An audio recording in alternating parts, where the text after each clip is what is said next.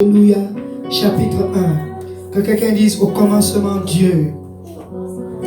Au commencement Dieu créa les cieux et la terre. Alléluia. Que quelqu'un dise: Dieu créa les cieux et la terre. Or, que quelqu'un dise: or. Or, la terre était informe et vide, et les ténèbres étaient à la surface de l'abîme. Et l'Esprit de Dieu se mouvait sur les eaux. Et Dieu dit, que quelqu'un dise: Dieu dit. Alléluia, excusez-moi. Et Dieu dit que la lumière soit, et la lumière fut. Et Dieu vit que la lumière était bonne. Et Dieu sépara la lumière d'avec les ténèbres. Et Dieu nomma la lumière jour, et il nomma les ténèbres nuit. Il y eut un soir, et il y eut un matin. Ensuite, ce fut le premier jour. Puis Dieu dit, que quelqu'un dise: Dieu dit, qu'il y ait une étendue entre les eaux, et qu'elle sépare les eaux d'en haut avec les eaux d'avec les eaux. Et Dieu fit l'étendue et sépara les eaux qui sont au-dessus de l'étendue, et cela fut qui sépara les eaux qui sont au-dessus de l'étendue d'avec les eaux qui sont au-dessous de l'étendue. Et cela fut ainsi. Et Dieu nomma l'étendue cieux, et il y eut un soir et il y eut un matin. Ce fut le second jour. Que quelqu'un dise: Dieu dit. Alléluia. Nous allons aller encore dans un autre passage. Jean au chapitre 1. Alléluia. Jean au chapitre 1 dit ceci: au commencement. Que quelqu'un dise: au commencement. Au commencement était la parole. La parole était avec Dieu, et la parole était Dieu. Elle était au commencement avec Dieu. Que quelqu'un dise: avec Dieu. Toutes choses. Que quelqu'un dise: toutes choses. Toutes choses qui ont été faites par elle. Et rien, que quelqu'un dise rien, de ce qui a été fait n'a été fait sans elle. En elle était la vie, et la vie était la lumière des hommes. Et la lumière à lui, que quelqu'un dise: la lumière à lui. La lumière à lui dans les ténèbres, et les ténèbres ne l'ont point reçu. Il y a un homme appelé de Dieu, Jean, qui fut envoyé de Dieu. Il vint pour être témoin, que quelqu'un dise un témoin. Témoin à la lumière. Pour rendre témoignage à la lumière, afin que tous, que quelqu'un dise tous, crussent par lui. Et il n'était pas la lumière, mais il était envoyé pour rendre témoignage à la lumière. La véritable lumière qui éclaire tout homme était venue dans le monde. Elle était dans le monde, et le monde était fait par elle. Mais lui, le monde, ne l'a point connu. Il est venu chez les siens, et les siens ne l'ont point reçu.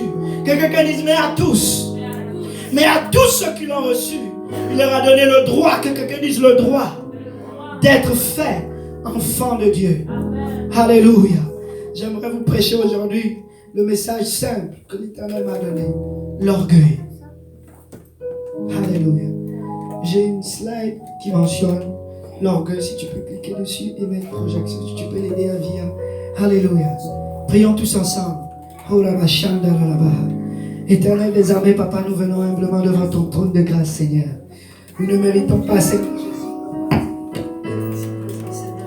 Nous demandons d'avoir pitié de nous, Seigneur, car nous sommes faits de chair tout ce temps que nous sommes. Nous prions d'avoir grâce et miséricorde envers nous, Père. Te prions d'enlever cette pierre, Papa, qui nous empêche, Éternel, de voir ta face, Seigneur, et de te connaître véritablement, Seigneur. Nous voulons renverser tout esprit, Père éternel, d'élévation, tout esprit d'orgueil, tout esprit de distraction, tout esprit de confusion, tout esprit, Papa, qui va se lever contre ta parole, Seigneur. Nous venons par l'autorité et la puissance de ton nom, par éternel, ramener toute pensée captive à l'obéissance de ta parole. Nous plaidons en ce lieu le sang rédempteur de notre Dieu. Que ton sang nous lave, éternel, et que ton sang nous purifie. Brise toutes sortes de joues. C'est dans le nom de Jésus. Que quelqu'un dise au nom de Jésus. Au nom de Jésus. Au nom de Jésus. Au nom de Jésus. Est-ce qu'on peut battre pour le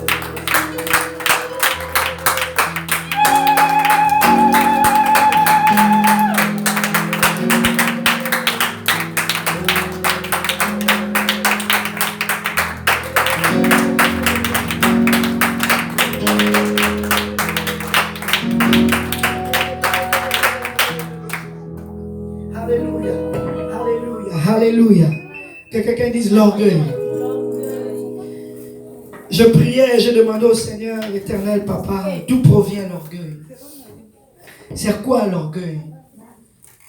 Est-ce que l'orgueil est un esprit? Est-ce que l'orgueil est une créature? Qu'est-ce l'orgueil, Seigneur? Alléluia. Et le Seigneur m'a répondu, il m'a dit, retourne au commencement. Au commencement, Dieu créa les cieux et la terre. La terre était informe et vide. Alléluia. La terre, en d'autres termes, n'avait pas de vie. La terre n'avait pas d'existence. La terre n'avait aucun battement. Cette terre ne pouvait point subsister sans Dieu. Et la parole de Dieu dit, l'Esprit de Dieu se mouvait au-dessus des eaux. Alléluia. Et Dieu a séparé les eaux d'avec les eaux.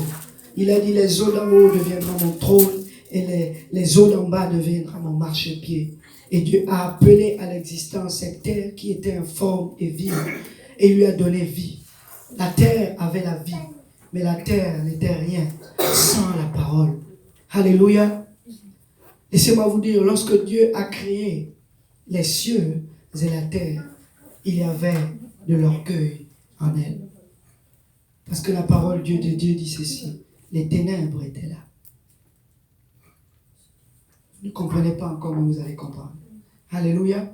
Les ténèbres étaient là. Et dans le livre de Jean, il dit, au commencement était la parole. La parole était Dieu. La parole était avec Dieu.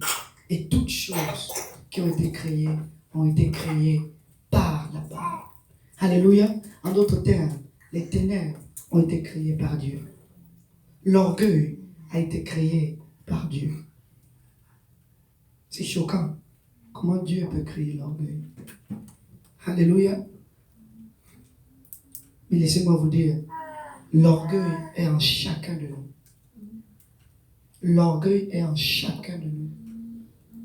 L'orgueil n'est pas un esprit. Parce que le diable est tombé par l'orgueil. Il était esprit.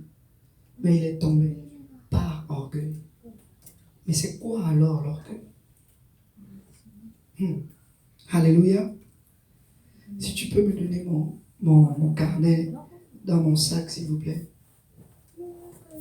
Le Seigneur ne m'a pas donné 1001 versets. Il m'a dit juste retourne dans le livre de Genèse. J'ai dit Seigneur, j'ai besoin de l'ordinateur. Je vais aller taper, je vais chercher la provenance des ténèbres. Il m'a dit non. Regarde au commencement et je vais vous montrer exactement qu'est-ce qui s'est passé lorsque l'Éternel a créé les cieux et la terre. J'ai pris des notes écrites à la main parce que c'est comme ça que le Seigneur voulait me parler hier. C'est quoi l'orgueil?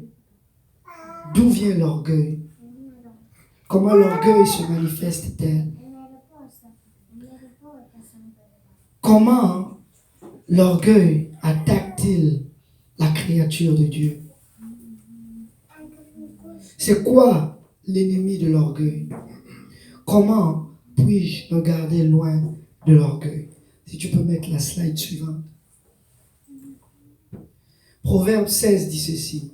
L'arrogance précède la ruine et l'orgueil précède la chute. Mieux vaut être humble avec les humbles que de partager le butin avec les orgueilleux. À chaque fois que l'orgueil se manifeste, il y a une chute.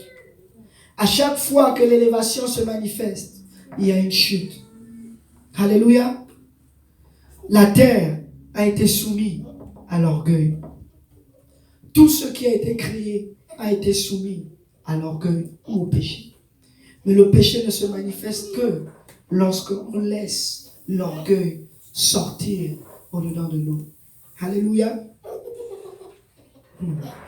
Que quelqu'un dise l'orgueil. Au commencement de toutes choses, Dieu créa les cieux et la terre. Il y a le créateur et la créature. Celui qui crée est tout puissant. Ce qui est créé reçoit la puissance dans la soumission. Alléluia. Lors de la création des cieux et de la terre, nous voyons Dieu travailler selon son bon plaisir. Parce que la parole de Dieu dit, Dieu vit que cela était bon. Et Dieu prit plaisir en cela. Alléluia. En d'autres termes, quand Dieu a créé la terre, il a vu que la terre était bonne à ses yeux. Toi, tu as été créé à l'image de Dieu. Et lorsque Dieu te regarde, il trouve que tu es bon. Alléluia. Dieu prend plaisir en toi. Il prend plaisir de t'avoir créé. Et il t'aime. C'est pour cela que Dieu a tant aimé le monde qu'il a envoyé son Fils unique sauver le monde. En d'autres termes, Dieu a envoyé son Fils pour nous sauver de nous-mêmes. Parce que sans lui, comme la parole de Dieu dit, toutes choses ont été créées par lui. Toutes choses subsistent par lui. Lorsqu'il nous a vus trempés dans l'orgueil, il a dit, je vais aller les sauver en offrant ma vie comme un sacrifice vivant pour eux. Dieu s'est revêtu de la chair. Il s'est revêtu de l'orgueil pour soumettre l'orgueil sous ses pieds.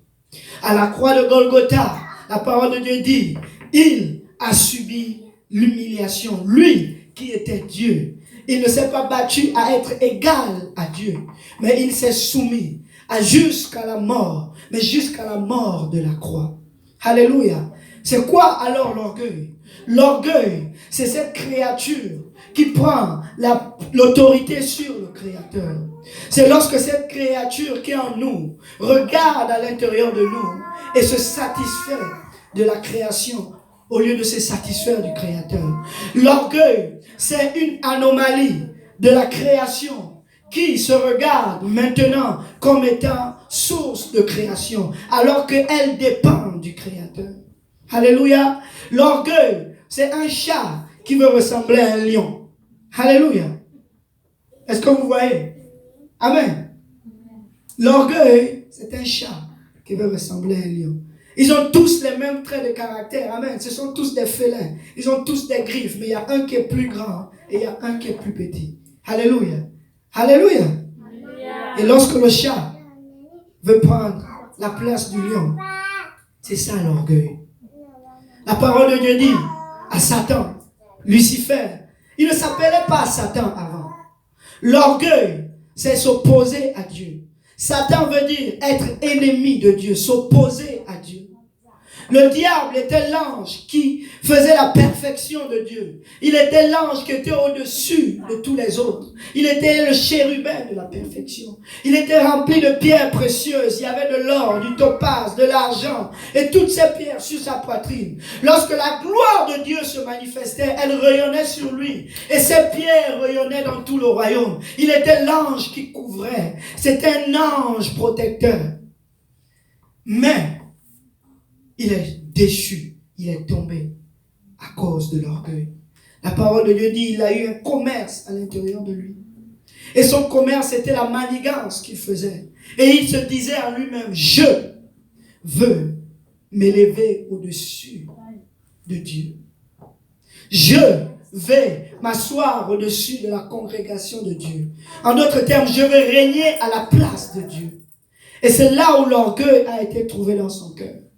Vous savez, l'orgueil, c'est quand tu veux prendre la place du Créateur alors que tu es une créature qui dépend de lui. L'orgueil est une maladie que je peux appeler Alzheimer.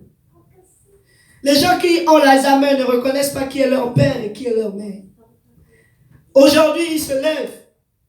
Il se sent comme s'il doit aller travailler alors qu'il est à la retraite. Aujourd'hui, il se lève. Il regarde son père, il dit, mais qui es-tu? Qu'est-ce que tu fais dans ma maison? Ou bien en d'autres termes, demain il se lève, il dit,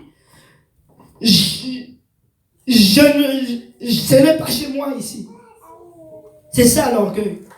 L'orgueil, c'est la mauvaise fonction de la créature. C'est la dégénération de la créature. La créature adore maintenant ce que Dieu a créé pour sa gloire et prend la place de Dieu. Il a dit, je veux m'asseoir au-dessus de tout ce qui est au-dessus de Dieu. Et Dieu dit, c'est une abomination. Alléluia. Dieu est l'orgueil. La parole de Dieu dit, Dieu résiste aux orgueilleux. Mais il fait grâce aux humbles. L'ennemi de l'orgueil, c'est l'humilité. L'ennemi de l'orgueil, c'est la soumission à la parole de Dieu. Parce que la parole a créé toutes choses. Mais comme Jean le dit, la parole est venue dans le monde. La parole est venue dans les ténèbres, mais les ténèbres ne l'ont point reçue. En d'autres termes, les ténèbres ont décidé de se satisfaire de la noirceur pour vivre dans les ténèbres. Lorsque tu t'empares de l'orgueil, tu demeures dans les ténèbres. Parce que la parole de Dieu dit la crainte de l'Éternel est le commencement de toute la sagesse. Si tu veux vivre dans la lumière, tu dois craindre l'Éternel. En d'autres termes, tu dois embrasser cette parole-là. Parce que sans la parole, qui est la véritable lumière, il n'y a pas de vie. La terre était créée par Dieu. Mais lorsque Dieu a dit que la lumière soit, la terre a embrassé la lumière. Et la terre qui était ténébreuse, qui était informe et vide, a reçu une forme, a reçu la connaissance, l'intelligence pour produire des fruits. Lorsque l'Esprit de Dieu a couvert la terre a embrassé la lumière. Mais les ténèbres étaient toujours dans la terre. Lorsque la terre rejette la lumière, les ténèbres reprennent la place. Parce que le Seigneur a dit que la lumière soit et la lumière fut. Et il a séparé les ténèbres de la lumière. Il n'a pas éradiqué les ténèbres, mais il a juste séparé les ténèbres avec la lumière. Lorsque tu marches dans la parole de Dieu, laisse-moi te dire, tu es en train d'embrasser Dieu. Lorsque tu marches dans la parole de Dieu, laisse-moi te dire, tu es en train de t'opposer à l'orgueil. Mais lorsque tu désobéis, lorsque tu manques et que tu n'honores plus la parole de Dieu, laisse-moi te dire, les ténèbres reviennent. L'orgueil revient. Et l'orgueil prend la place. Tu commences à penser alors que tu n'es pas celui qui est le penseur. Mais tu es juste dans la pensée du Créateur. Parce que c'est Dieu qui a planifié. Dieu a ordonné que les choses soient d'une certaine manière. Satan ou Lucifer a été créé pour être cet ange qui couvre.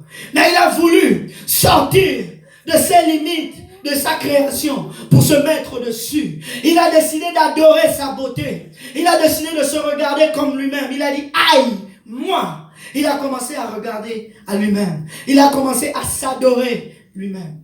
L'orgueil, c'est quand tu commences à t'adorer toi-même. Alléluia. Que quelqu'un dise Alléluia.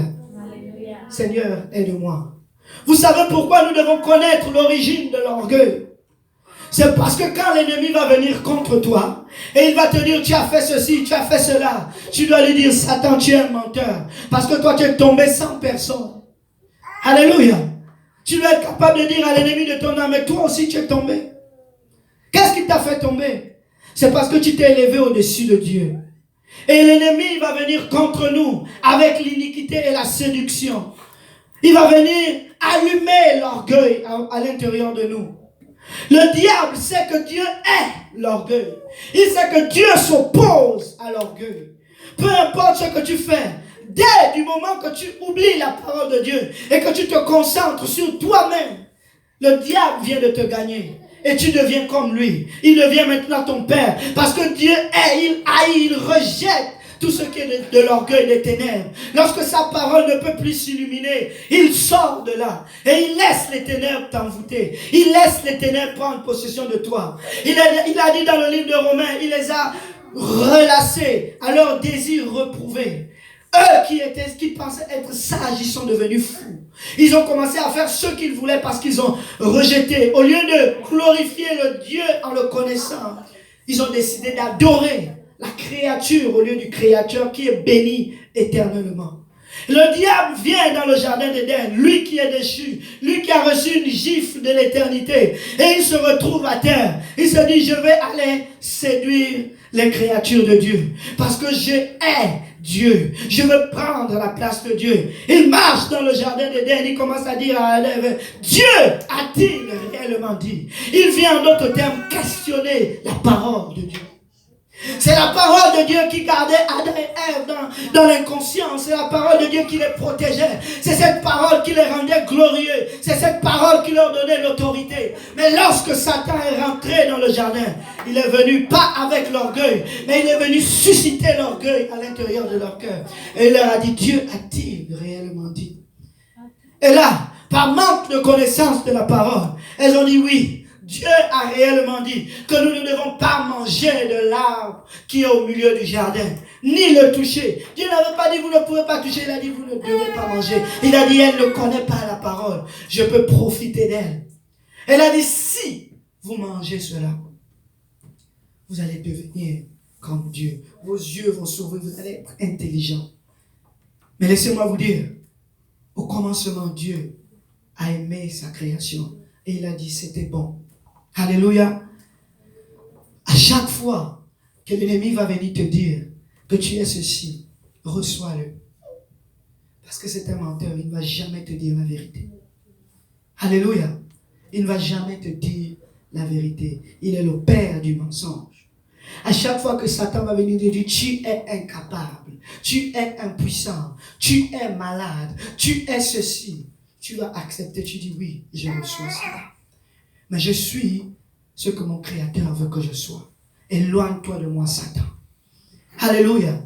Parce que Satan, la seule chose qu'il veut chercher à l'intérieur de toi, c'est de déclencher l'orgueil à l'intérieur de ton cœur. Pour que Satan a été trouvé dans l'orgueil. Et l'orgueil a manifesté l'iniquité. Et l'iniquité a manifesté le péché. Il est devenu violent. Et c'est comme ça. Lorsque l'orgueil est déclenché en nous par le rejet de la soumission à la parole de Dieu, l'iniquité commence à prendre place. C'est comme si le diable attend à la porte. Lorsque Dieu a dit à Caïn, si tu fais bien, sache que tu relèveras ton visage. Mais si tu continues de persévérer dans le manque de respect de ma parole, laisse-moi te dire, le diable se tient à la porte de ton cœur. Et il va te saisir. Et il va te séduire. Ses désirs se portent vers toi. Laissez-moi vous dire, ce n'est pas le diable qui tente l'homme, mais c'est l'orgueil en l'homme qui appelle le diable. Alléluia. Si vous voulez être spirituel, si vous voulez gagner tous vos combats, cherchez vos propres cœurs et vos propres âmes.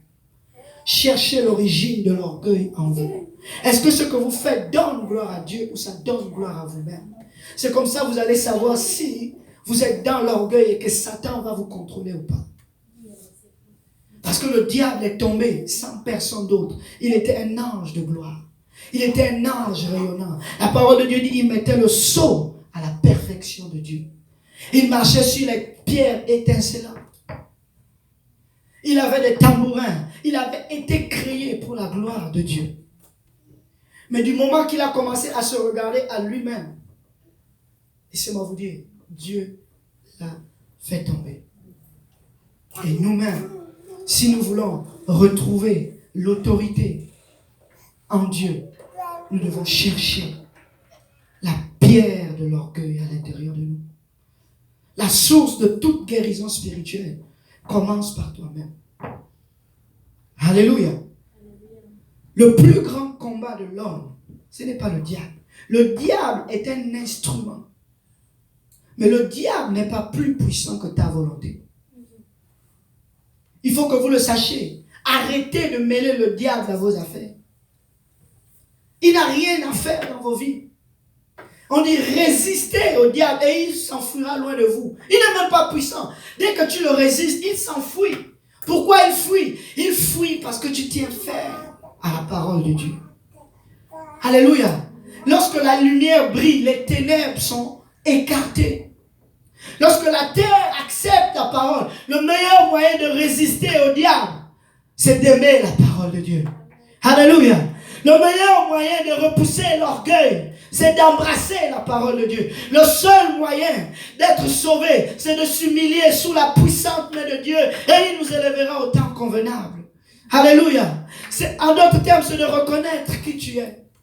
Laisse-moi te dire, tu es une créature merveilleuse au Dieu de Dieu. Parce que tout ce que Dieu crée, il crée à la perfection.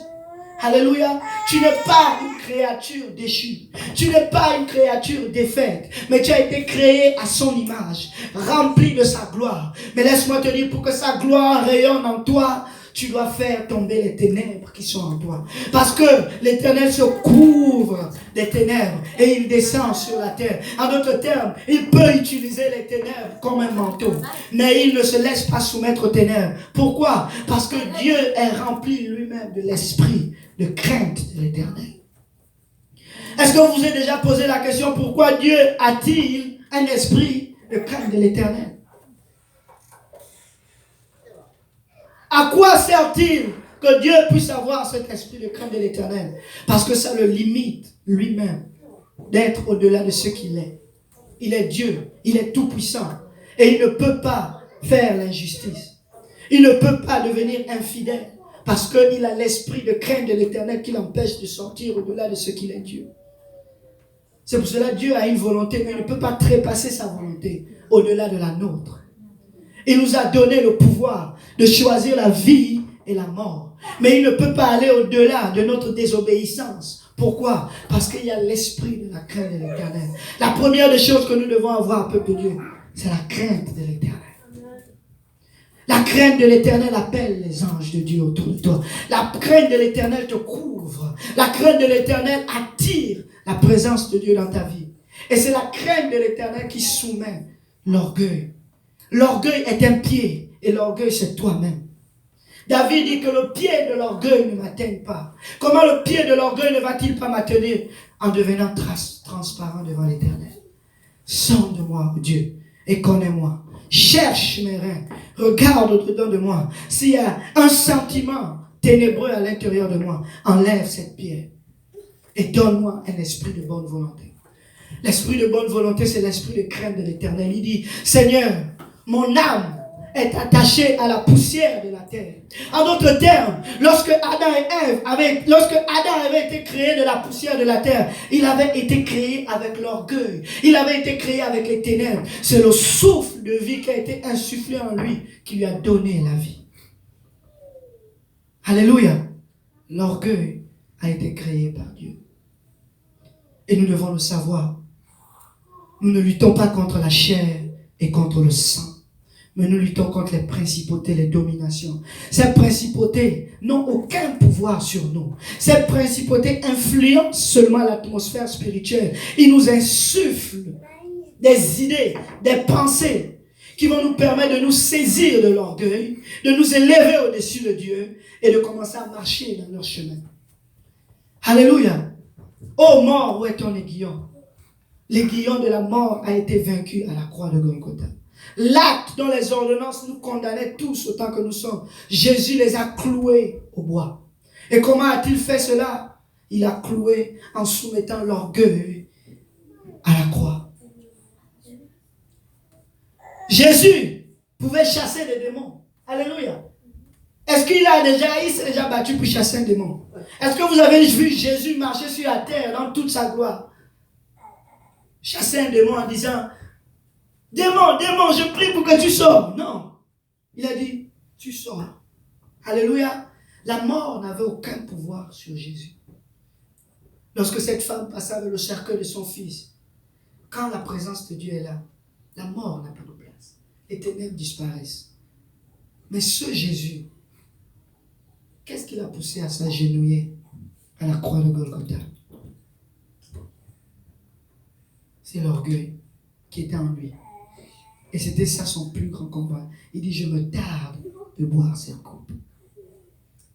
La crucifixion de sa chair. La soumission à la volonté de Dieu. Et sa prière dit ceci, ô Père, s'il est possible que tu m'éloignes de cette coupe. Mais pas ma volonté, mais ta volonté. En d'autres termes, son combat, il était entre la vie et la mort. Il était en train de combattre entre la lumière et les ténèbres. Il était en train de repousser les ténèbres en disant, pas ma volonté, j'accepte ta parole, j'accepte ta volonté, je reçois ton désir, je reçois ton sacrifice, je veux faire ce que tu veux que je fasse, je ne veux plus faire ce que moi je veux. Ce que moi je veux va m'éloigner de toi, ce que moi je veux va me pousser dans les ténèbres. Mais il était en train de combattre les ténèbres qui étaient en lui. Il ne combattait pas contre une force extérieure, parce que Jésus avait la domination sur toute la puissance des ténèbres. Mais la seule chose que Jésus était venu combattre et soumettre sous les pieds, c'était l'orgueil. Satan n'a pas résisté à l'orgueil et il est tombé. Et quand Jésus est venu soumettre l'orgueil et il nous a montré à nous le chemin. Il a dit, ce n'est pas un combat contre l'ennemi. Parce qu'il dit, je vous ai donné la puissance de marcher sur toute la puissance de l'ennemi et rien ne pourra vous nuire. Comment vous marchez sur toute la puissance de l'ennemi? En embrassant la lumière, en embrassant la parole de Dieu, en embrassant Dieu, en faisant la volonté de Dieu. Certaines personnes vont dire, Seigneur, Seigneur, n'avons-nous pas fait ceci en ton nom? Il va leur dire, vous êtes des ouvriers de l'iniquité. Ils ne rejettent pas ce qu'ils ont fait, mais ils rejettent le fait qu'ils appartenaient à l'iniquité. Et l'iniquité, le travailleur de l'iniquité, c'est Satan. En d'autres termes, il leur a dit, vous vous êtes soumis à l'orgueil, vous vous êtes soumis à votre volonté, et vous n'avez pas fait ce que moi je voulais que vous fassiez. C'est pour cela que je vous rejette. Le diable peut se transformer en ange de lumière, mais il n'est pas la véritable lumière. Vous savez pourquoi on les appelait des ouvriers d'iniquité? Parce qu'ils ont offert un sacrifice à Dieu que Dieu ne leur a pas demandé. Et c'est de l'orgueil. Je vais vous ramener à Abel et Caïn. Abel et Caïn étaient appelés pour offrir un sacrifice à Dieu. Caïn a offert le sacrifice de sa chair. Il a offert le sacrifice qui lui plaisait. Ce qu'il avait de meilleur, il a donné à Dieu. Et il a donné les meilleurs fruits du jardin. Mais alors que son frère Abel, il a décidé de s'offrir lui-même en sacrifice vivant pour Dieu. Parce qu'il a décidé de devenir berger alors qu'il ne mangeait pas les brebis. Mais il a décidé de s'offrir, de faire la volonté de Dieu pour la gloire de Dieu. Et quand il a fait cela, Dieu a agréé son sacrifice. Certains d'entre nous, nous venons à l'église le dimanche et nous pensons que nous faisons la volonté de Dieu. Non, nous offrons ce qui nous plaît à nous. Et laissez-moi vous dire, c'est de l'orgueil. Nous allons être rejetés devant son trône de grâce. Parce que nous ne cherchons pas réellement quelle est sa volonté. Il y a certains d'entre vous qui ont des talents et des dons. Mais vous ne les utilisez pas. Vous les utilisez pour votre propre plaisir. Pour faire plaisir à votre chair. La parole de Dieu dit, Dieu a donné des talents à certains d'entre eux. Celui qui a reçu 5, il en a multiplié, il en a ramené 10. Celui qui a reçu 2, il en a ramené 4. Mais celui qui a reçu 1, il a caché dans la terre. En d'autres termes, il a caché dans sa chair. Il a fait sa propre volonté avec le don de Dieu. Il a utilisé pour son propre plaisir. Et il a dit, Seigneur, je sais que toi tu viens récolter où tu n'as pas semé. J'ai caché ton don à l'intérieur de moi. Je ne l'ai pas multiplié. En d'autres termes, je ne l'ai pas enseigné à quelqu'un d'autre. Je ne l'ai pas donné, mais je l'ai utilisé pour mon propre bien. Pour ma propre subsistance. Satan a été corrompu à cause de sa beauté. Sodome et Gomorrhe est tombé à cause de leur abondance. C'était ça le péché et le crime de Sodome et Gomorrhe. C'était ça le péché de Caïn. Il était orgueilleux parce qu'il ne voulait pas faire